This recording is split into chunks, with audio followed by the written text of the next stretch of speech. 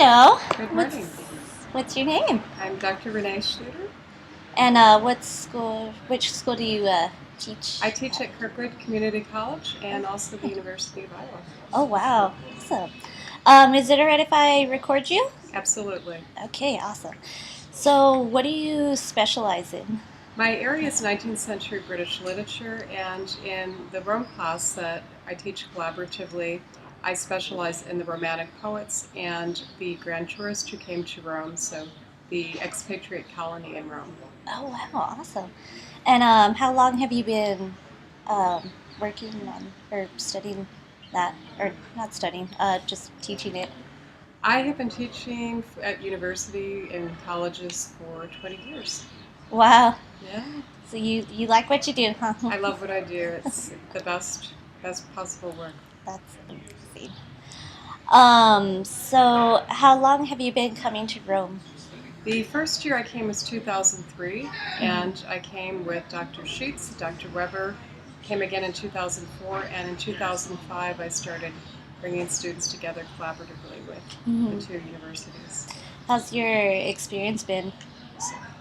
I find that this feels like if I had to pick something that might be my legacy, it would be the students I brought to Rome and the impact it has on their lives. So I would say that even though this might seem like a 2 week program, it's all consuming and all inspiring the rest of the 50 weeks of the year. Okay, awesome. So what is one thing that you find most interesting about Rome? I like the impact that I see it having on students. When they come to Rome, they get to see things for the first time. And so, since I've been coming since 2003, it's not a first time experience for me, but it's always new through the eyes of people encountering sights, encountering art. So, I'm fascinated by what I see as the Roman fever that overtake students when they come to Rome. They come and they don't realize, but I start to see changes in them, even during the 2 weeks they're here. And then when I encounter them a year later, 3 years later, they always talk about how this particular course has inspired them in ways that they didn't even imagine. Oh wow. Well, that's neat. That's really good too. What? Well, given that you've been to Rome so many times, what are your favorite sites and why?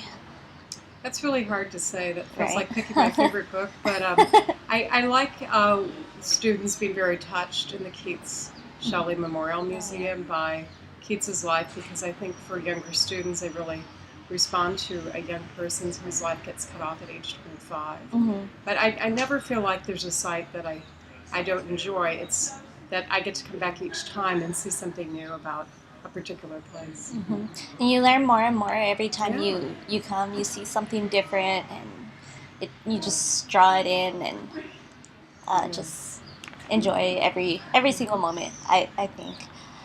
Um, are there any uh, least favorite sites? I don't have a least favorite site, unless it's the airport, Yeah, the airport or for the which you know. subway. They're so packed full of people. Yeah, I can agree with you on that one. Now lately, we've gotten the chance to taste the different foods of Italy and really uh, got to experience the best of the best. You know, the best desserts, the best pasta. What would you say is your favorite food when you're here in Rome? Spigala. Spigala. Spigala, What's white that? fish. It's a sea bass. Oh, okay. It's wonderful. It's like they prepare it so well, white olive oil and some lemon, and it's Uh-huh. just everything is very fresh, well prepared, and everybody should love the tomatoes here. Oh yeah, It's very tasty. very sweet and yeah, full of flavor. How do you feel about Italian society? Like, what have you learned through your experiences I here? learned that what we could do best, maybe as an American culture, is learn some of what Italians do better than we do. We could slow down a little bit.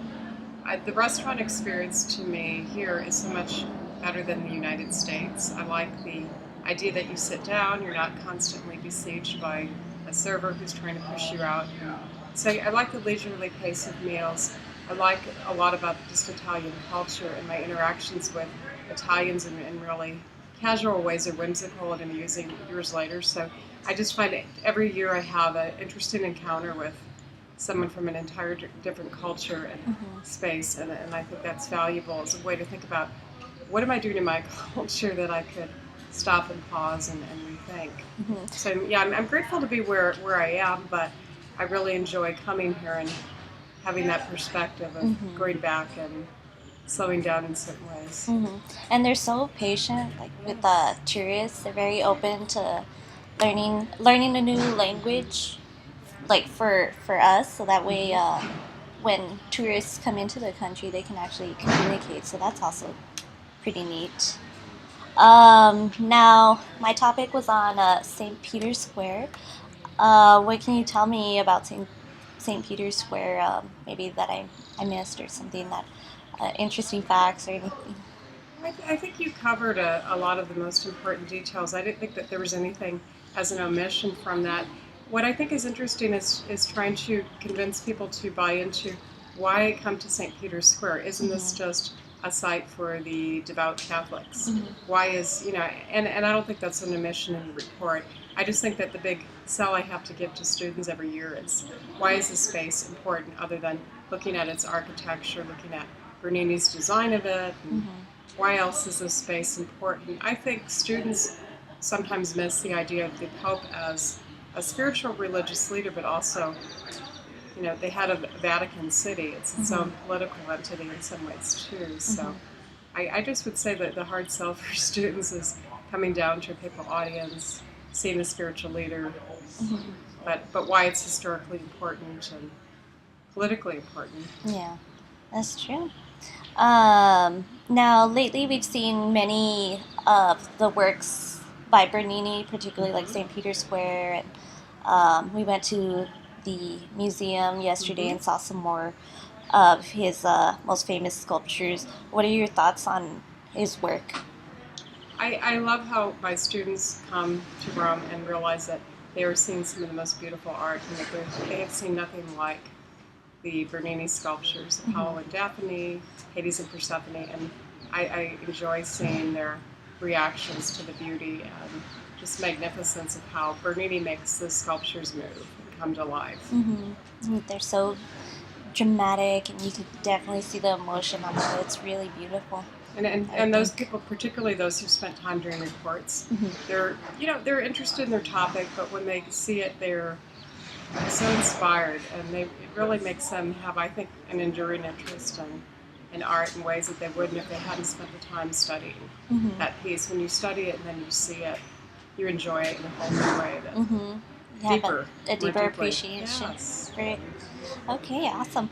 Well, to close, would you recommend this class to other students, and why?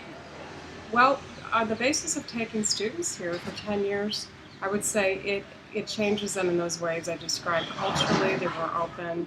I had a nursing student who told me that she now understands patience a little bit better because she realizes not everybody has the same assumptions and cultural set of values. And so, yes, I'd say that I would recommend it to anyone who is interested in learning. I would not recommend it to somebody who just wants a vacation, though. Yeah. That would be the only group of people. Of if they course. come here expecting just to sleep in and see things superficially, and they should go on a cruise. Otherwise, anybody who wants to learn will discover that they've gotten so much out of this that they never expected. Yeah. And it is quite an experience, like, to come here. It's What has happened here for you that you didn't expect, or what do you see changing in yourself? in myself. I came here looking for more of a spiritual inspiration. I think I got that from all of the sites that we've been visiting and everything. But, well, thank you for your time. Thank you. See you.